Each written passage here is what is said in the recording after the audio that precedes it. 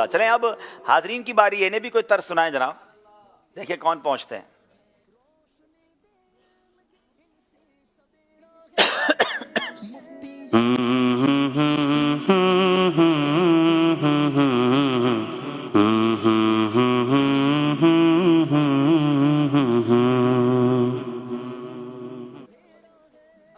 جی پیش حق مجدہ شفاعت کا سناتے جائیں گے, آپ روتے جائیں گے ہم کو ہنساتے جائیں گے. کیا کلام ہے, کیا کلام یاد دلا دیا, خوبصورت کلام.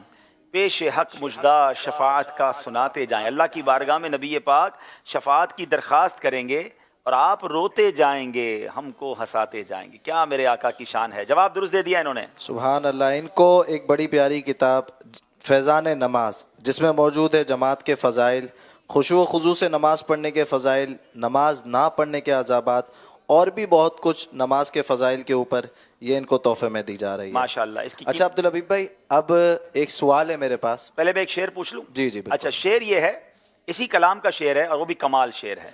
وسعتیں دی ہیں خدا نے دامن محبوب کو, ہائے ہائے, وسعتیں دی ہیں خدا نے دامن محبوب کو. جرم کھلتے جائیں گے اور وہ چھپاتے کیا بات ہے. میرے آقا کا دامن کتنا بڑا ہے کہ جرم کھلتے جائیں گے اور وہ چھپاتے جائیں گے. جواب درست دے دیا ہے. وسعتیں دی ہیں خدا نے دامن محبوب کو, جرم کھلتے جائیں گے اور وہ چھپاتے جائیں گے. اس کلام کے ایک دو شعر سنا دیں, اس کلام کے ایک دو مزید شعر سنا دیں.